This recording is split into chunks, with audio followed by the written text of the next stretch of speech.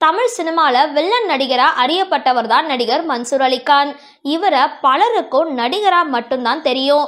இன்னும் சிலர் இவரை காமெடி நடிகராகவும் பார்த்திருப்பாங்க. ஆனா இவர் இசை அமைப்பாளர் மற்றும் நல்ல எழுத்தாளர் அப்படின்ற விஷயம் பலருக்கும் தெரிஞ்சிருக்க வாய்ப்பு கிடையாது.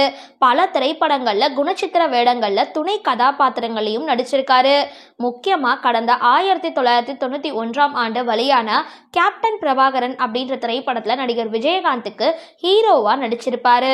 அந்த படத்துல வில்லன் கதாபாத்திரம் ஏற்று நடிச்சு அதன் மூலமா தமிழ் சினிமா ரசிகர்களால நன்கு அறியப்பட்ட நடிகரா மாறினாரு நடிகர் மன்சூர் அலிகான். கிட்டத்தட்ட 250க்கும் மேற்பட்ட படங்கள்ல நடிச்சிருக்காரு நடிகர் மன்சூர் அலிகான். தற்பொழுதோ ரசிகர்கள் மத்தியில பிரபலமான ஒருவராக வலம் வந்துட்டு இருக்காரு.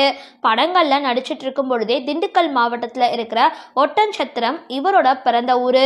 சினிமாவில நடிச்சிட்டு வந்த இவரு பாட்டாளி மக்கள் கட்சிக்கு ஆதரவாளராக தன்னுடைய அரசியல் நிலைப்பாட்டை அறிவிச்சிருந்தாரு. அதுக்கப்புறம் 1999 நடைபெற்ற தமிழ்நாடு சட்டமன்ற தேர்தல்ல பெரியகுளம் தொகுதியில புதிய தமிழகம் கட்சி சார்பா போட்டியிட்டு 1 லட்சத்துக்கும் அதிகமான வாக்குகளை பெற்று 3வது இடத்தை பிடிச்சிருந்தாரு. அதுக்கப்புறம் 2009 நடைபெற்ற தேர்தல்ல சுயேட்சையா போட்டியிட்ட அவர் மேல கிரிமினல் வழக்குல இருந்த காரணத்தினால அவருக்கு வேட்புமனு நிராகரிக்கப்பட்டிருந்தது.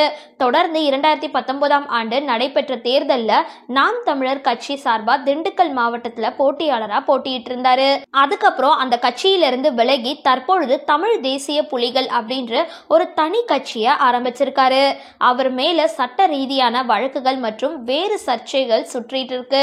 இப்படி சினிமா அரசியல் ரெண்டிலுமே பயணிச்சுட்டு வர நடிகர் மன்சூர் அலிகான் அவருடைய மகளோட சமீபத்திய புகைப்படங்கள் இணையதளத்துல வெளியாகி வைரலாகிட்டு வருது.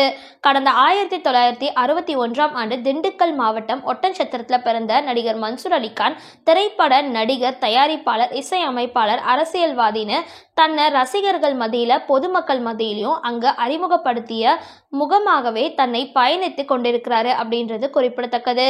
இந்த வீடியோ பத்தின உங்களோட கருத்துக்களை கீழே கமெண்ட் பாக்ஸ்ல போஸ்ட் பண்ணுங்க. வீடியோ பிடிச்சிருந்தா லைக் பண்ணுங்க, ஷேர் பண்ணுங்க, மறக்காம டிபி காபி சேனலை சப்ஸ்கிரைப் பண்ணுங்க.